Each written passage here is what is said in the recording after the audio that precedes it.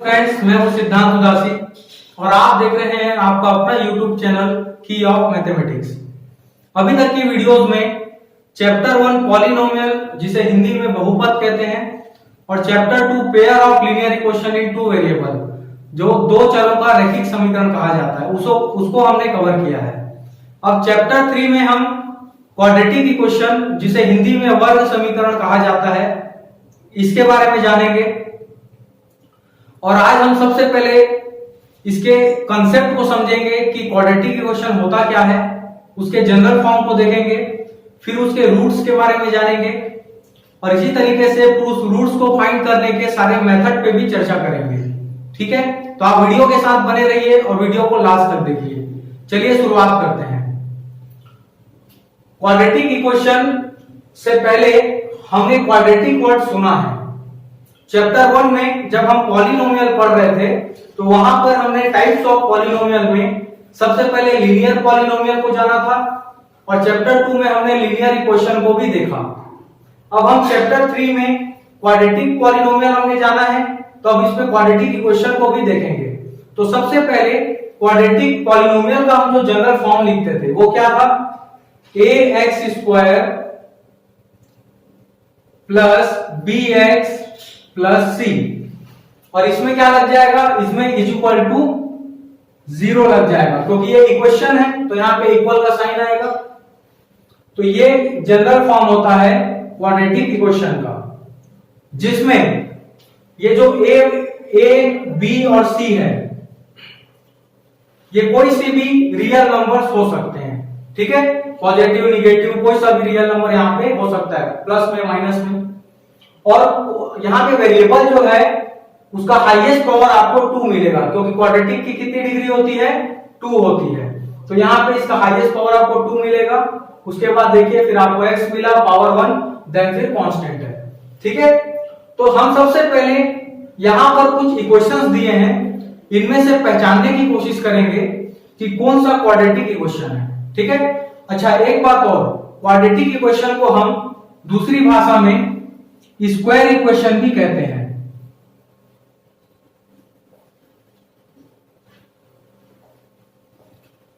Square equation, ठीक है। तो हम यहां पर जानने की कोशिश करेंगे कि कौन कौन सा इसमें से क्वाड्रेटिक इक्वेशन है या फिर स्क्वायर इक्वेशन है। ठीक है, तो पहला वाला यहां पर देख लीजिए, इस पूरे पॉलिनोमियल में, इस पूरे इक्वेशन में x का जो मैक्सिमम पावर है वो क्या है, 2 है, और उसके बाद 1 है, देन फिर कांस्टेंट है।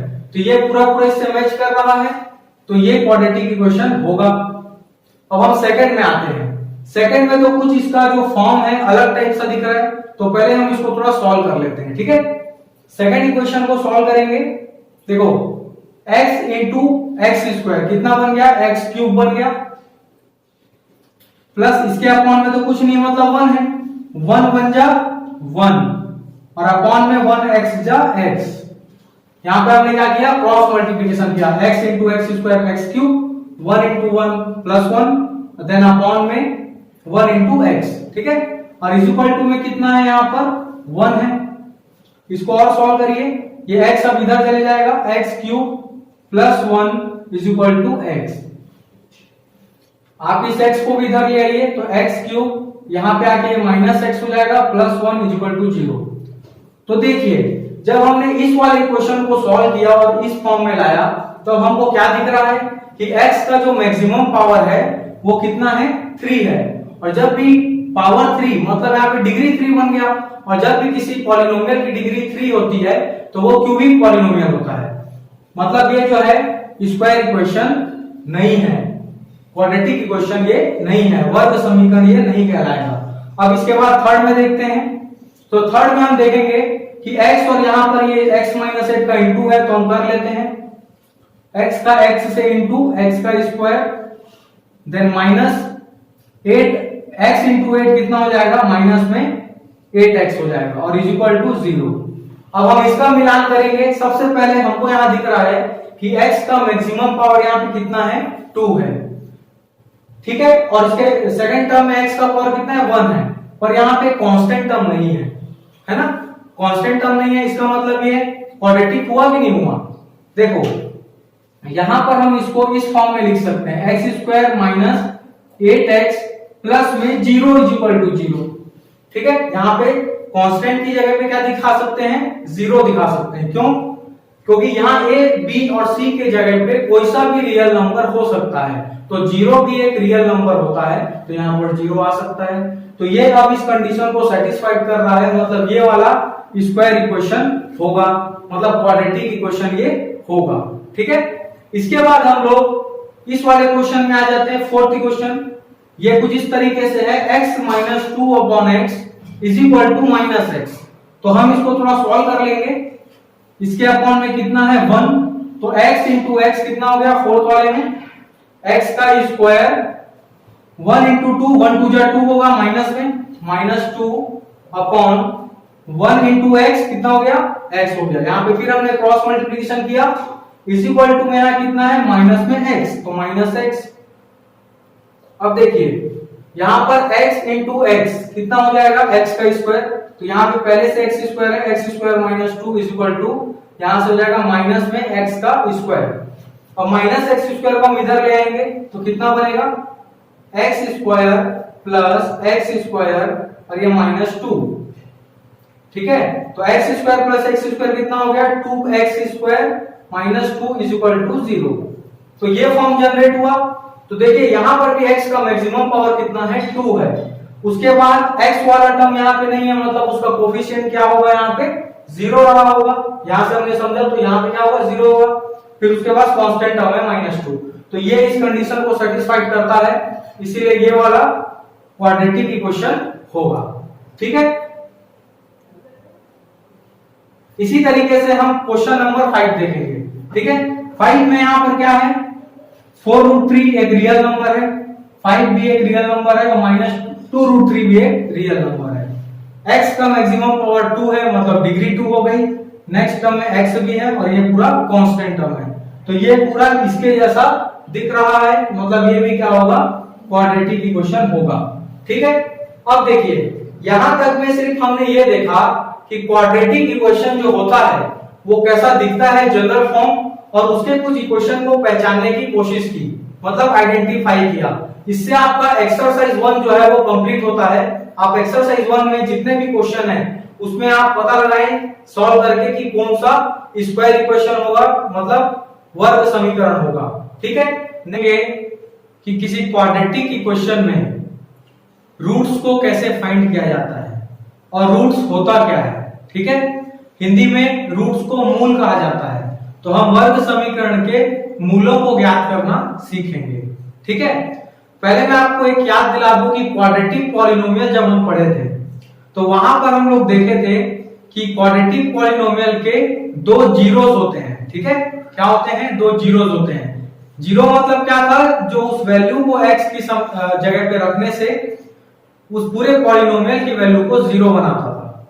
तो यहां पर भी हमको x की ऐसी ही वैल्यू निकालनी है, मतलब वो जो जीरोस है उसी को यहाँ पे हम रूट कहते हैं, जिसको वहां पर हम लोग क्या कहते थे, शून्यक कहते थे बहुपद का, वो यहाँ पे वर्ग समीकरण का मूल कहलाता है। रहने के लिए चीज वही है, x की वैल्यू जब हम यहाँ पे रखेंगे तो इसको सेटिस्फाइड करना चाहिए, और इसके राइट साइड में क्या है, 0 है, तो x का ऐसा वैल्यू यहाँ रखना है जिससे कि ये इसको सेटिस्फाइड करे, मतलब इसकी वैल्यू 0 आए। बात समझ आ रही है। तो यहाँ पर क्वाड्रेटिक पॉलिनोमियल में जब देखे थे 2 जीरोस होते हैं, तो यहाँ पर भी क्या होंगे, 2 रूट्स होंगे। तो हम जब भी इसे सॉल्व करेंगे तो हमें 2 रूट्स मिलेंगे। ठीक है, अब सॉल्व करने के मेथड के बारे में बात करते हैं कि सॉल्व करेंगे तो कौन कौन से मेथड है इसको सॉल्व करने के। तो सबसे पहला मेथड आज हम लेने वाले हैं फैक्टराइजेशन मेथड। ठीक है, जिसे स्प्लिटिंग मिडिल टर्म भी कहा जाता है। ये मेथड हमने क्वाड्रेटिक पॉलिनोमियल में भी पढ़ा था, जब हम क्वाड्रेटिक पॉलिनोमियल को 2 लीनियर पॉलिनोमियल में क्या करते थे, फैक्टराइज करते थे। सेम काम हमको यहाँ पे करना है। ठीक है, तो जिन्होंने भी वो वीडियो नहीं देखी है, मैं उनसे रिक्वेस्ट करूंगा कि एक बार वो क्वाड्रेटिक पॉलिनोमियल वाली वीडियो देखें, जो वहां पर मैंने पूरा एक्सप्लेनेशन दिया है कि कैसे स्प्लिटिंग मिडिल टर्म से क्वाड्रेटिक पॉलिनोमियल को फैक्टराइज किया जाता है। यहां पर भी मैं क्विक रिवीजन के साथ इस क्वेश्चन को बनाऊंगा। ठीक है, तो चलिए आज का सेशन शुरुआत करते हैं। पहला क्वेश्चन क्या है, 3x² minus 11x plus 10 is equal to 0। हम इसको बनाएंगे। देखिए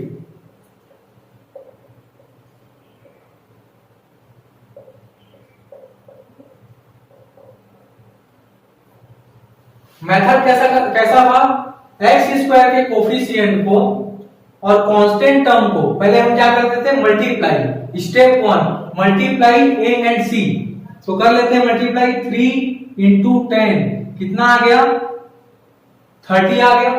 ठीक है, इसके बाद हम क्या करते हैं, 30 के जितने भी पॉसिबल फैक्टर्स हैं उसको नोट करते हैं। स्टेप 2 है ना, तो यहां पे कर लेते हैं।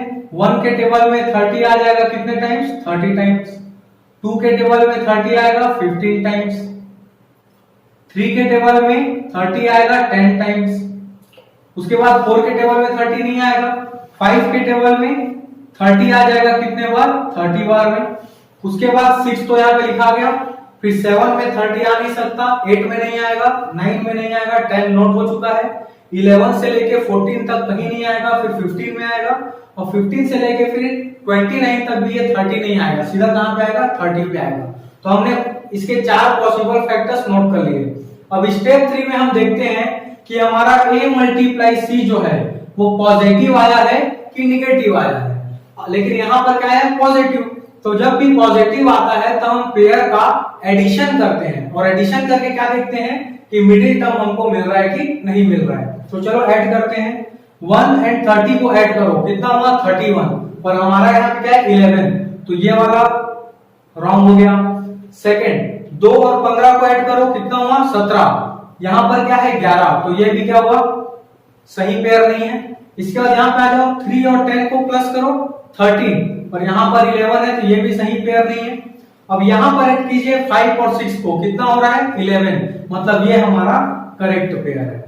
जब हम करेक्ट पेयर को डिसाइड कर लेते हैं, उसके बाद हमको उसके साइन को देखना होता है ना।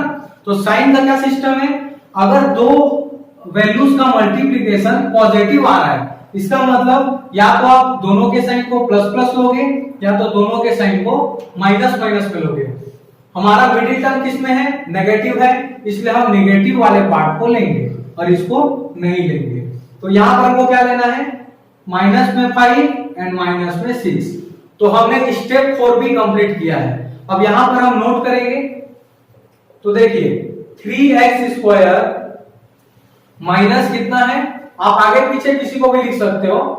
तो चलिए मैं -6 पहले ले लेता हूं, -6x माइनस 5x और प्लस में 10 इज इक्वल टू 0। ठीक है, अब यहां पर हम कॉमन करते हैं, तो इन दोनों में देखो पहले डिजिट में क्या कॉमन हो रहा है, 3 और 6 में क्या कॉमन होगा, छोटा कौन है, 3, तो 3 बाहर निकल सकता है।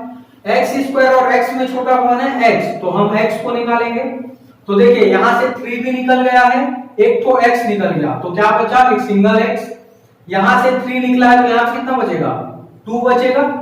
ठीक है ना, 3 2 जा 6, और x तो निकल गया है, तो यहाँ पे डूब गया। अब इसके बाद यहाँ पर माइनस को कॉमन निकालेंगे, और दोनों में से 5 निकल सकता है, तो 5 निकालेंगे। तो यहाँ पर 5 निकल गया, माइनस निकल गया, तो प्लस में x आ गया, और यहां से माइनस निकल गया है, तो सिर्फ क्या बचेगा, एक सिंगल माइनस, और 5 निकला तो 5 2 जा 10, तो हम यहां तक पहुंच गए। ठीक है, अब इन दोनों में क्या कॉमन है, देखो x - 2, तो आप x - 2 कॉमन कर लो, और यहां क्या बच गया, 3x, और यहां पे क्या बच गया, -5 बराबर 0। ठीक है, इतना काम जो है हम यहां तक का काम क्वाड्रेटिक पॉलिनोमियल के फैक्टराइजेशन में करते थे, पर यहां पर हमको एक एक्स्ट्रा काम करना है, क्योंकि हमको क्या फाइंड करना है, रूट्स फाइंड करना है। तो हम क्या करेंगे, एक बार इस लीनियर पॉलिनोमियल को 0 के इक्वल लेंगे, x - 2 इज इक्वल टू 0, और एक बार 3x - 5 को 0 के इक्वल लेंगे, तो 3x - 5 इज इक्वल टू 0। दो रूट्स निकलेंगे। तो यहां पर देखो, जब मैं 2 को उधर भेजूंगा तो x की वैल्यू कितनी आ गई, 2 आ गई। यहां पर 3x - 5 में 5 को उधर ट्रांसफर करूंगा तो प्लस में 5, और 3 यहां पर क्या हो जाएगा, डिवाइड हो जाएगा। तो दूसरा आंसर हमारा क्या आया, 5/3। तो देखिए इस क्वाड्रेटिक इक्वेशन के सॉल्यूशन से हमको मिला x = 2, 5 इज इक्वल टू 3। ठीक है, इसके दो रूट्स होंगे, समझ आ गया। अब एक बात और, यहां पर अगर हमको क्वेश्चन कुछ ऐसा देता, आपको ये क्वाड्रेटिक इक्वेशन दे देता और ये दो को वैल्यू बताता, ठीक है, और बोलता कि चेक करो क्या ये दोनों इसके रूट्स हैं। आई रिपीट अगेन, अगर मैं आपको यहाँ पे क्वाड्रेटिक इक्वेशन दे दिया और ये दो वैल्यू को बताया, अभी तो आपने सॉल्यूशन करके निकाला तो आपको मालूम है ये इसके रूट्स हैं। अगर इसके जगह कोई और भी वैल्यू दे देगा और बोलेगा कि चेक करो ये इसका रूट है कि नहीं, तो हम क्या करेंगे, सिंपली मैं वो भी आपको साथ में बता देता हूं। जैसे मुझे चेक करना है कि x बराबर 2 इसका रूट है कि नहीं, तो हम यहाँ पे पुट करेंगे, ठीक है, वेरीफाई करते हैं। चलो, तो यहां पर पुट कीजिए लेफ्ट हैंड साइड में 3, यहां पे x की जगह 2 का स्क्वायर माइनस 11 x की जगह 2 प्लस में 10, ठीक है, ये कितना हो जाएगा 2 का स्क्वायर 4 इंटू 3 कितना हो गया 12 माइनस 11 इंटू 2 22 प्लस में कितना है 10, पॉजिटिव वैल्यू को ऐड कीजिए, प्लस 12 प्लस 10 कितना हुआ प्लस 22 और माइनस में क्या है 22, दोनों की वैल्यू क्या हो गई 0 आ गई। मतलब क्या चला, पता क्या चला यहां से हमको कि x इज इक्वल टू 2 जो है वो इस इक्वेशन का क्या है, रूट है। उसी तरीके से जब 5/3 को आप यहां पे पुट करेंगे तब भी इसकी वैल्यू क्या आएगी 0 आएगी, क्योंकि क्वाड्रेटिक पॉलिनोमियल के दो जीरोस होते हैं, इसीलिए क्वाड्रेटिक इक्वेशन के रूट्स भी कितने होंगे 2 होंगे। तो इस तरीके से हम बाकी दोनों क्वेश्चन को भी करेंगे, तो आप वीडियो के साथ बने रहिए। क्वेश्चन नंबर सेकंड, यहां पर सेकंड क्वेश्चन इसका स्टैंडर्ड फॉर्म नहीं है, किसका, क्वाड्रेटिक इक्वेशन का, तो थोड़ा इसको सॉल्व कर लेंगे पहले। तो देखिए यहां पर इसके अपॉन में कुछ नहीं है, मतलब 1 है, क्रॉस मल्टीप्लाई कीजिए x इंटू 10x का स्क्वायर हो जाएगा minus 1 into 1 1 upon 1 into x is equal to 3। फिर ये x को हम उधर क्या कर देंगे transfer, 10x square minus 1 is equal to 3 into x 3x हो जाएगा। उसके बाद इस 3x को आप इधर ले आइए, 10x square minus 3x minus 1 is equal to 0। अब ये जनरल फॉर्म में आया है, ठीक है। अब यहां पर हम आगे का काम करेंगे, a की वैल्यू 10 है और c की वैल्यू -1 है, तो चलिए 10 इंटू -1 करेंगे, कितना आएगा, माइनस में 10 आएगा, कितना आएगा -10। अब 10 के सारे पॉसिबल फैक्टर लिखेंगे, तो 1 के टेबल में आ रहा है 10 टाइम्स, 2 के टेबल में 5 टाइम्स, उसके बाद 3 के टेबल में 10 नहीं आता, ठीक है, 4 में भी नहीं आता, अब 5 यहां लिख चुके हैं, फिर 6 से लेके 9 तक कहीं नहीं आएगा, सीधा फिर 10 में आएगा, तो 2 पेयर मिले। अब हम देखेंगे कि a मल्टीप्लाई c हमारा क्या आया, नेगेटिव आएगा, तो हम क्या करेंगे, सब्ट्रैक्शन में पेयर देखेंगे, तो सब्ट्रैक्ट करो, 1 और 10 का सब्ट्रैक्शन 9 आएगा और हमारा यहाँ पे क्या है 3, 2 और 5 को यहाँ पर सब्ट्रैक्ट करो तो 3 मिल रहा है, तो ये वाला नहीं होगा और ये वाला करेक्ट पेयर है। अब हमको क्या देखना है, साइन देखना है। तो जब भी नेगेटिव आता है दो इंटीजर का मल्टीप्लिकेशन, तो दो पॉसिबल कंडीशन होती है, एक प्लस माइनस हो या तो माइनस प्लस हो, मतलब एक में प्लस एक में माइनस। तो यहाँ पर हम मिडिल टर्म को देखेंगे, मिडिल टर्म हमारा क्या है नेगेटिव, तो बड़े वाले साइन में हम नेगेटिव लगाएंगे, मतलब 5 जो है वो नेगेटिव में रहेगा, मतलब -5 एंड +2। ये हमारा साइन डिसाइड हो गया। अब इसको उठाकर यहाँ पर नेक्स्ट स्टेप बनाओ, 10x स्क्वायर माइनस में 5x एंड प्लस में 2x हो गया फैक्टराइजेशन, और साथ में क्या है -1। चलिए कॉमन निकालिए, 10 और 5 में क्या कॉमन निकलेगा, छोटा वाला, छोटा कौन है 5, x स्क्वायर और x में सिर्फ x निकलेगा, यहां से 5 निकल गया तो 2 बचा, एक x निकल गया तो सिंगल x बच गया, माइनस यहां से 5 और x दोनों निकल गया, तो दोनों निकल गया तो क्या बच गया सिर्फ 1, 5x इंटू 1 मतलब 5x। इन दोनों में क्या कॉमन निकलेगा, देखो 2 और 1 में छोटा 1 है, तो कॉमन भी क्या निकलेगा सिर्फ 1, प्लस में 1, x तो है नहीं, तो यहां पर क्या बचेगा 1 निकला, मतलब जो है सेम वैल्यू यहां पे लिखा जाएगी। अब इन दोनों में क्या कॉमन है, 2x - 1 2x - 1 कॉमन कर लो 2x - 1 को, तो यहां पर क्या बचेगा 5x और यहां क्या बचेगा +1 इज इक्वल टू 0। अब हमारा आखिरी काम क्या है, एक बार इसको जीरो लेना है, एक बार इसको जीरो लेना है। तो चलो करते हैं। 2x minus 1 is equal to 0 और 5x plus 1 is equal to 0। ठीक है, 2x इज इक्वल टू यहां से कितना होगा, -1 उधर जाके +1, x की वैल्यू आ गई 1/2। ठीक है, यहां पर x की value 5x is equal to 1 उधर जाके -1, तो x की वैल्यू कितनी आ गई, -1/5। तो देखिए इस तरीके से हमने क्वेश्चन नंबर सेकंड को भी सॉल्व किया है। अब हम क्वेश्चन थर्ड देखेंगे, फिर हमारा फैक्टराइजेशन मेथड कंप्लीट होगा। एक्सरसाइज 2 में आपको सिर्फ फैक्टराइजेशन मेथड के क्वेश्चन मिलेंगे और ये मिलेगा कि आप यहाँ पर रूट्स को चेक करें कि वो गिवन इक्वेशन का रूट्स है या नहीं। इसी तरीके से अब हम लास्ट क्वेश्चन देखेंगे, क्वेश्चन नंबर थर्ड। और यहां पर एक चीज देखने की है, सबसे पहली बात इसका फॉर्म स्टैंडर्ड फॉर्म नहीं है, तो हम पहले उसको स्टैंडर्ड फॉर्म में तो लाएंगे ही। और दूसरी चीजें देखो, यहां पर एक चीज लिखा है where x does not equal to -1 and 1।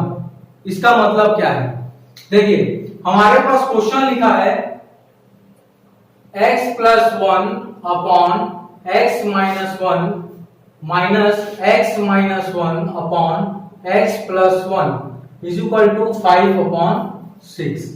ठीक है, अब यहां पर कह रहा है कि x की वैल्यू -1 और 1 नहीं हो सकती, ये क्वेश्चन बोल रहा है। ठीक है, क्यों बोल रहा है, देखो अगर आप x की जगह -1 रखते हो पहली वैल्यू, तो नीचे में रख के देखो डिनोमिनेटर में, यहां पे आप -1 रखोगे तो कोई दिक्कत नहीं होगी, -1 -2 हो जाएगा। लेकिन यहां पर जब आप -1 रखोगे तो यहां -1 रखने से -1 और +1 क्या हो जाएगा, 0। और जब भी किसी भी वैल्यू, ये मतलब किसी भी वैल्यू के नीचे में अगर 0 आ गया तो हम कभी भी इसे डिफाइन नहीं कर सकते, नॉट डिफाइंड। ये वैल्यू अभी तक डिफाइन नहीं की गई है। तो यहां पर -1 रखने से इस कंडीशन पे क्या आ जाता है, डिनोमिनेटर में 0 आ जाता है और ये वैल्यू डिफाइन नहीं की जा सकती। उसी तरीके से अगर x = +1 रखेंगे तो यहां पर आप +1 रखो, यहां पर भी 1 - 1 क्या हो जाएगा, 0 हो जाएगा और यहां पर भी डिफाइन नहीं हो पाएगा। इसीलिए यहां पर लिखा है कि x जो है वो -1 भी नहीं हो सकता और +1 भी नहीं हो सकता। ठीक है, अब यहां पर हम इसको स्टैंडर्ड फॉर्म में लाएंगे, तो इसके लिए हम लोग क्या करेंगे, इसका cross multiplication. x + 1 into x + 1 क्या हो जाएगा, x + 1 का होल स्क्वायर हो जाएगा, माइनस x - 1 इंटू x - 1 क्या हो जाएगा, x - 1 का होल स्क्वायर, अपॉन में x - 1 इंटू x + 1। हमने यहां पे क्रॉस मल्टीप्लिकेशन किया, यहां पर क्या है, 5/6।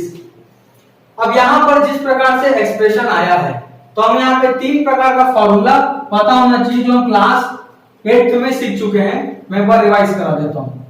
ये कुछ आइडेंटिटीज होती है, हमें इसे देखना है।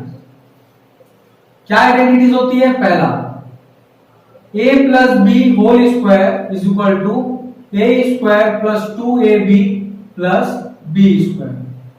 ये पहला चीज सीखे हैं। दूसरा, अगर a - b का होल स्क्वायर होगा तो a² - 2ab और प्लस में b²। और अगर a² - b² की कंडीशन है तो वहां पर a - b और इंटू a + b। ये फार्मूला आप लोगों ने सीखा होगा। आप यहाँ पे a b के जगह x y भी ले सकते हैं, वेरिएबल से फर्क नहीं पड़ता, तो इसका हम यहाँ पे यूज करेंगे। चलो देखते हैं, x + 1 का होल स्क्वायर, तो हम इसको a + b के होल स्क्वायर से एक्सपेंड करेंगे। ठीक है, क्या होता है यहाँ पे देखो, a² + 2ab + b²। तो यहां करते हैं, a² मतलब x का स्क्वायर प्लस 2ab, तो 2 × x × 1 मतलब क्या होगा, 2x प्लस b का स्क्वायर मतलब 1 का स्क्वायर क्या होगा, 1। अब यहां पर माइनस का साइन है, माइनस लगा देते हैं, बाकी चीज ब्रैकेट में है तो यहां पे ब्रैकेट लगा देते हैं। ठीक है, x का स्क्वायर करेंगे तो कितना आएगा, x²।